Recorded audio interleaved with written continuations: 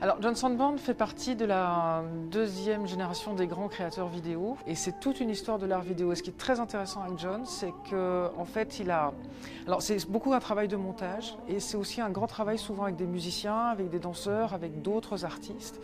Et c'est une façon de mettre en rapport à la fois la vidéo, le cadre de la vidéo, son montage et puis d'autres disciplines. C'est toutes les questions de genre, de transgenre, queer, sur la sexualité, sur un certain nombre de sujets sociétaux aussi très forts. Donc voilà, c'est la raison pour laquelle on s'est dit c'est très bien de pouvoir accueillir son travail.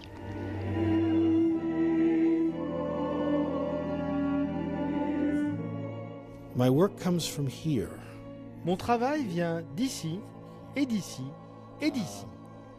Un critique français, un ami à moi, qui s'appelle Jean-Paul Fargier, m'a un jour posé cette question. Qu'est-ce qui t'influence ? Et j'ai répondu tout. Il n'a pas aimé cette réponse. Il a dit tout, mais ça veut dire rien. La plupart des choses qui m'influencent sont le résultat de mon expérience. Je reviens à ma première réponse, qui est que presque tout ce qui m'arrive, je le relie au thème que j'ai exploré toutes ces années.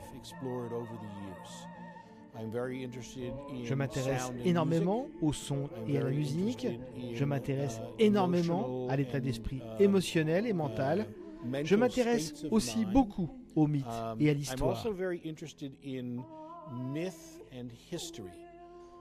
Les histoires qu'on se raconte, les mensonges qu'on se raconte, ce qu'il est nécessaire de faire pour devenir ce que nous sommes, et comment nous projetons celui que nous aimerions être, alors parfois sur les autres, ou parfois nous prenons ses qualités pour nous-mêmes.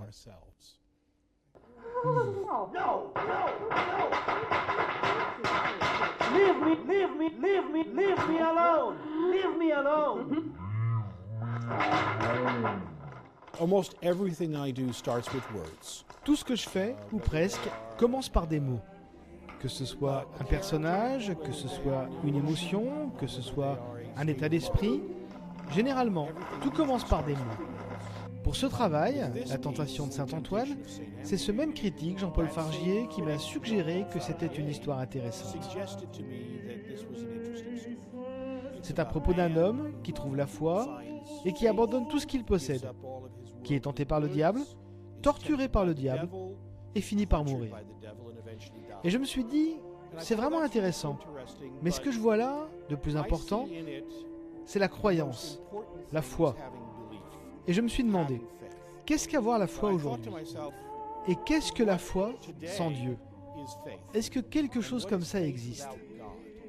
Et je me suis dit, eh bien moi par exemple, j'ai la foi, j'ai foi en moi, foi en ma capacité à parler aux autres, foi en ma capacité à faire des choses, foi en ma capacité à réunir des gens ensemble pour collaborer. C'est ça ma foi. Et chaque jour, je suis tenté d'arrêter. Chaque jour, je suis tenté, peut-être par le diable, peut-être par une glace au chocolat, mais je suis tenté de ne plus faire d'art. Donc cette tentation de Saint-Antoine, elle a commencé par des mots, et la voici, à Bourges, dans le fantastique Palais Jacques-Cœur.